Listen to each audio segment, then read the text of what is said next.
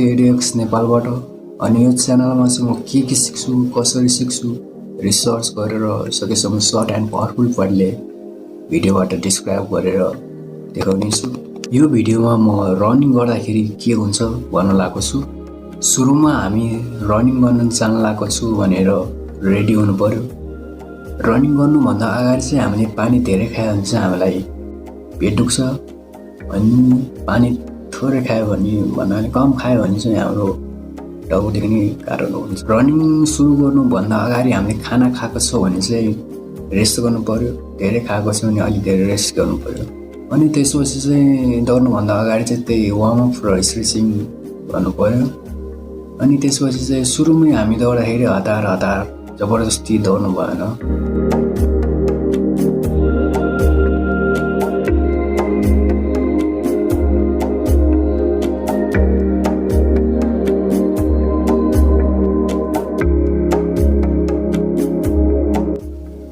Running सुरु गरिरहेको बेला हाम्रो बडीले एटिपीको युज गर्न सुरु गरिदिन्छ। एटिपी भनेको चाहिँ इनर्जी मोलिकुल हो। खाना खाएर हामीलाई इनर्जी आउँछ, त्यो इनर्जी चाहिँ एटिपीमा स्टोर हुन्छ। रनिङ सुरु गरिरहेको बेला हामीलाई छुट्टै युनिक फिल भइरहेको हुन्छ। त्यो एटिपीको हाई पावर मोलिकुलमा कन्भर्ट भएको कारणले गर्दा हुन्छ। यो हाई पावर मोलिकुललाई चाहिँ हामी एडिपी भन्छौँ। यसलाई हाई इनर्जी मोलिकुल भन्छ किनकि यसमा हाई इनर्जी बन्ड हुन्छ, जुन बडीमा युज भएपछि इनर्जी रिलिज गर्छ। फेरि एटिपीमा कन्भर्ट भएर फेरि युज गर्नको लागि इनर्जी रिलिज गर्छ। एटिपीले चाहिँ इनर्जी स्टोर गर्छ भने एडिपीले चाहिँ इनर्जी रिलिज गर्छ। यसरी नै एटिपी र एडिपीको साइकल चलिरहेको छ।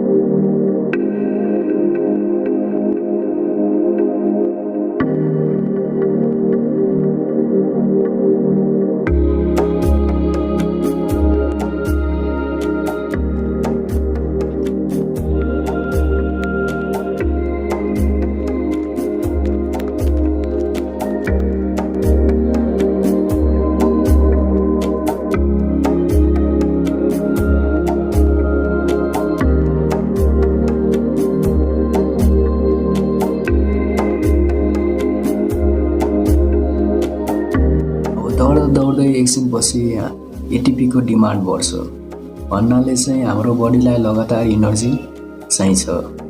त्यसैले हाम्रो बडीले हाम्रो मसलबाट ग्लाइकोजनहरूलाई ब्रेक गर्छ। ग्लाइकोजन भनेको चाहिँ ग्लुकोज हो जुन हाम्रो मसलमा स्टोर हुन्छ। बडीको टिस्यु डाइरेक्ट ब्लडबाट नि ग्लुकोजको सप्लाई लिन्छ। कारण हो हाई ब्लड सुगरलाई एक्सर्साइज गर्नुको सल्लाह दिने।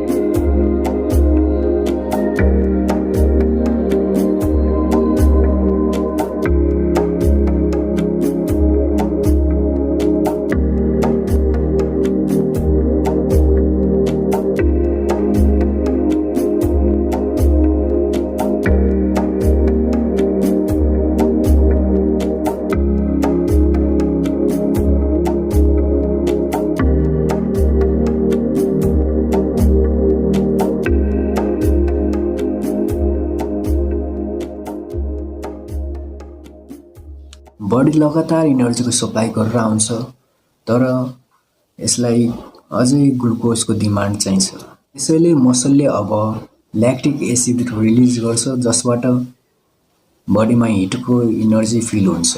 जसरी हाम्रो बडीमा प्रोसेस हुन्छ त्यसरी नै ब्रेनमा सिग्नल जान्छ कि हाम्रो बडी फिजिकली स्ट्रेसमा छ। रनिङ प्रोसेसमा चाहिँ हाम्रो ब्रिथिङ फास्ट हुन थाल्छ, मसलसम्म ब्लड पुगाउने प्रोसेसलाई फोकस गर्छ। अरू काममा ब्रिथिङ स्लो हुन्छ, जस्तै डाइजेसन। ग्लुकोजलाई राम्रोसँग युज गर्नको लागि अक्सिजन चाहिन्छ र यही कारणले गर्दा हाम्रो ब्रिथिङ फास्ट हुन्छ। रनिङ पोजिसनमा हुँदा त्यो टाइम बडीको सबभन्दा ठुलो मसल ग्लुटस म्याक्सिमस अनि लेग कोर मसल हिप जोइन्ट्सलाई राम्रोसँग फ्लेक्स गर्ने बडीको ब्यालेन्स बनाउनलाई हेल्प गर्छ। रनिङ गर्दाखेरि इनर्जी लगाउँदा त्यो टाइममा हाम्रो फ्याट क्यालोरी घटिरहेको हुन्छ।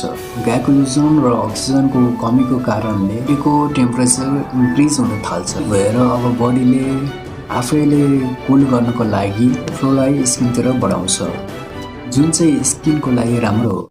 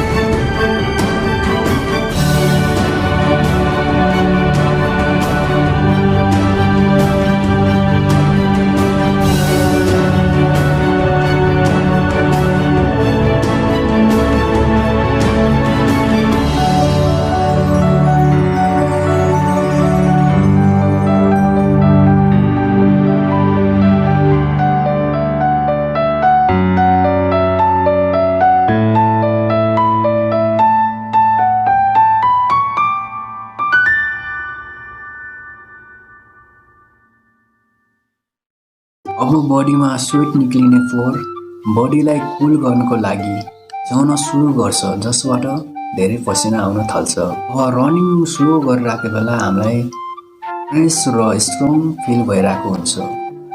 त्यसको कारण चाहिँ डोपामिनको रिलिज भएको कारणले हो।